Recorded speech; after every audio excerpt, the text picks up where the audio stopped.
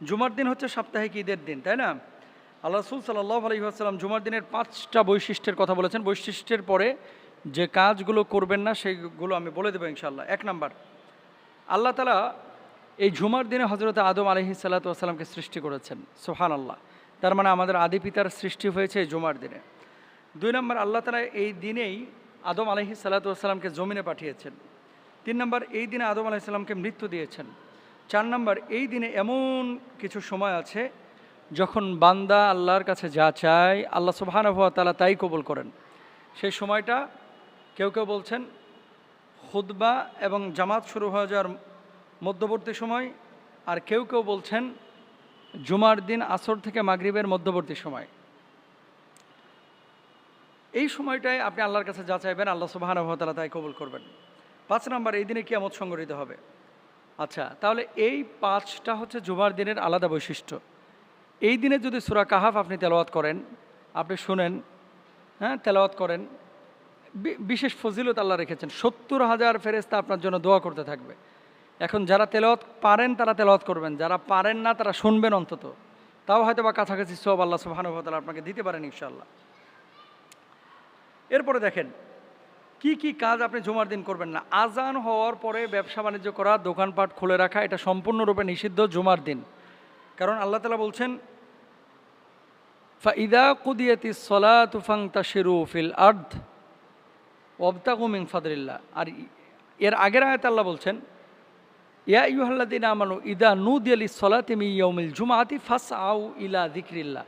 এই যে যখন নামাজের জন্য, জুমার নামাজের জন্য যখন আহ্বান করা হবে, দুনিয়ার সব কাজকর্ম ছেড়ে তখন আমাদের জন্য চলে যেতে হবে, প্রস্তুতি নিতে হবে, যেতে হবে।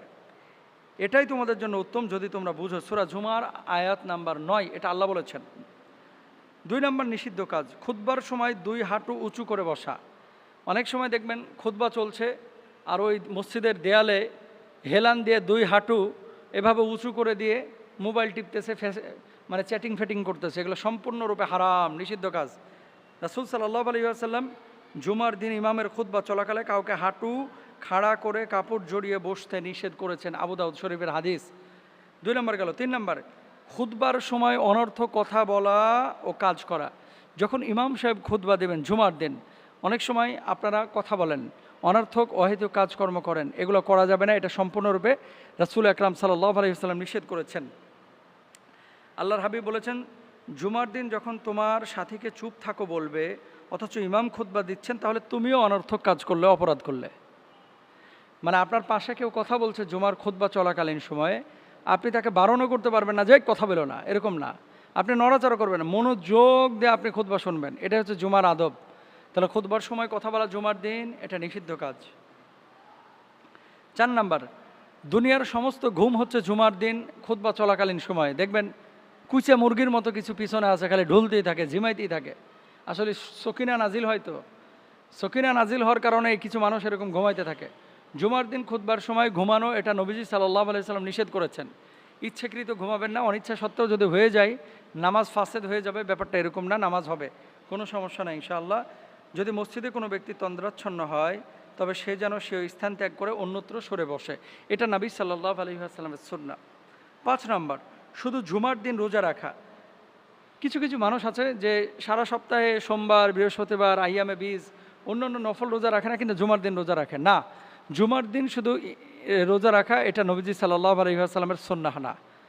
জুমার দিন হচ্ছে মুসলমানের মজমার দিন, ইজতিমার দিন, যে মানুষ একত্রিত হবে, বসবে, আলোচনা করবে, জুমার নামাজ পড়বে।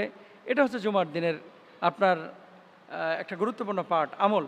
এখন আপনি রোজা রাখার কারণে যদি আপনার শারীরিক কষ্ট হয়, জুমার নামাজে ইফেক্ট পড়ে, এই জন্য যেই দিনগুলো মাসনুন রোজা রাখা সেই দিনগুলোর সাথে জুমার দিন রাখতে পারেন, এটা হারাম না। তবে অন্য কোনো দিন না রেখে শুধু জুমার দিন রোজা রাখা এটা ঠিক না। আল্লাহ তাআলা আমাদেরকে বোঝার তৌফিক দান করুন, আমিন।